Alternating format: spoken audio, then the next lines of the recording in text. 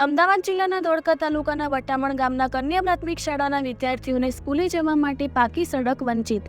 પાકી સડક ના મળવાથી વિદ્યાર્થીઓ કીચડ અને ગંદકીનો સામનો કરીને પણ સ્કૂલે જવા મજબૂર બન્યા છે અને વટામણ ગામના કન્યા પ્રાથમિક શાળાના વિદ્યાર્થીઓને 10 વર્ષથી આ હાલાકીનો સામનો કરી રહ્યા છે, પણ કોઈ જ આગેવાન તેમની મદદ કરવા સામે આવતા નથી. ત્યારે કન્યા પ્રાથમિક શાળાના વિદ્યાર્થીઓ 10 વર્ષથી સ્વામિનારાયણ મંદિરના રસ્તાનો ઉપયોગ કરીને સ્કૂલે જવા માટે મજબૂર બન્યા છે, પણ અહીંયા તો કોઈ જ આગેવાનના પેટનું પાણી પણ હલ્યું નથી. આજે 10 વર્ષ થવા આવ્યા છે, પણ પાકી સડકથી વિદ્યાર્થીઓ વંચિત રહ્યા છે.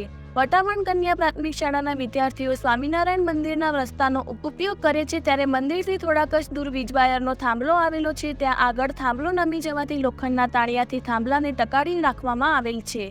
ત્યારે અહીંયા વિદ્યાર્થીઓ અવરજવર કરી રહ્યા છે. જો આ વિદ્યાર્થીઓ આ તાર અને થાંભલાની વચ્ચેથી અવરજવર કરી રહ્યા છે, જો આ થાંભલાના અને તારની સાથે કરંટ આવતો હશે તો આ વિદ્યાર્થીઓને ભૂલથી આ થાંભલાને કે તારને અડી જશે તો મોટી દુર્ઘટના સર્જાશે, તો જવાબદાર કોણ? અને આગેવાનોની વારંવાર રજૂઆત પણ કરેલી છે, કોઈ આગેવાન સાંભળતું નથી.